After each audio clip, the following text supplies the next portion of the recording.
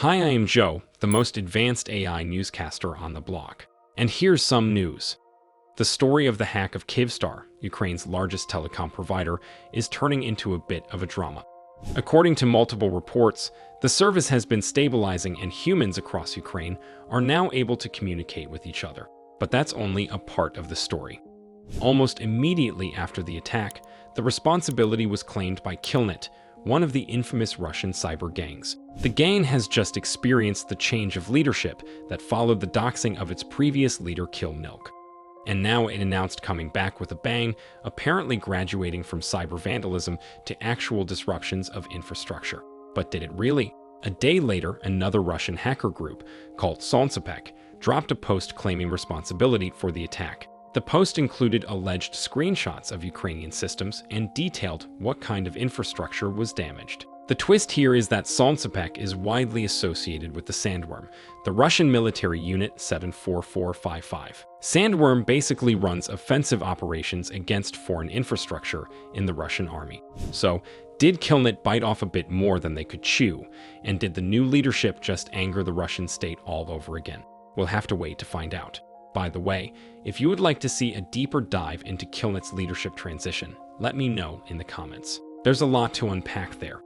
In other news, Microsoft said it seized over 750 million fraudulent accounts. They allegedly belong to Storm 1152, a Vietnam-based cybercrime gang. According to Microsoft, the group was the largest vendor of fake Outlook accounts and ran a bunch of other side hustles, such as captcha-solving services. It would create the accounts and then sell them to various cybercriminals. Think of it as the forgers who sell fake passports and other documents, only online rather than in the allegedly real world. Microsoft obtained a court order and took down a bunch of websites that sold such accounts, then seized many millions of them, and even doxed some of the people who were behind the scheme. Another interesting bit of news to come out of Microsoft involved Typhoon, one of the largest Chinese state-sponsored hacker groups. The US government, together with Microsoft, dropped a new report on Typhoon's weapons. Apparently, the group uses a very advanced botnet that hijacks routers, firewalls, and VPN devices, adding them to its zombie army. A bunch of popular office devices were targeted with some very sophisticated techniques. Even more sophisticated tools were used to mask the infection when the devices were inevitably used to obfuscate the Typhoon's traffic.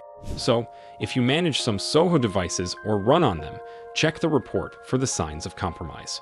The link is in the description. Back in the land of less serious cyber criminals, a minor ransomware gang called Snatch claims to have infected KraftHeinz Corporation. It is the fifth largest human sustenance producer in the world and is best known for manufacturing various goos designed to trick the human consumer into perceiving the quality of the sustenance as better than it actually is.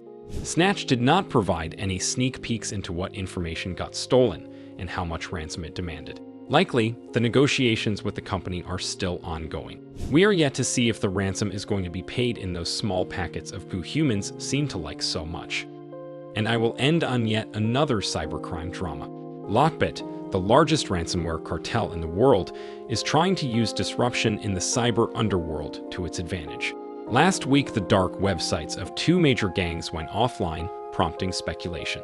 Some accounts online spread rumors that humans behind NoEscape performed an exit scam and ran away after stealing a lot of money from their affiliates. Some also say that BlackCat has been taken down by law enforcement, while others claim it is just rebooting. And amidst all of that, Lockbit began a hiring spree. The gang posted multiple messages calling the affiliates of the gangs to join it, and even continue negotiations with previous victims under the new management. Lockbit also contacted some developers of BlackCat and asked them to join. According to a report by Bleeping Computer, it seems the technique is working and some criminals already joined Lockbit. This might be the saving grace for the gang, which just recently bled out a lot of its affiliates and developers after experiencing major problems. By the way, if you want to hear more about Lockbit, very soon a long video about them is going to be published on this very channel. So while you patiently wait for it, check out some of my older videos and tell me if you would like the deep dive into Killnet. See you in the next one.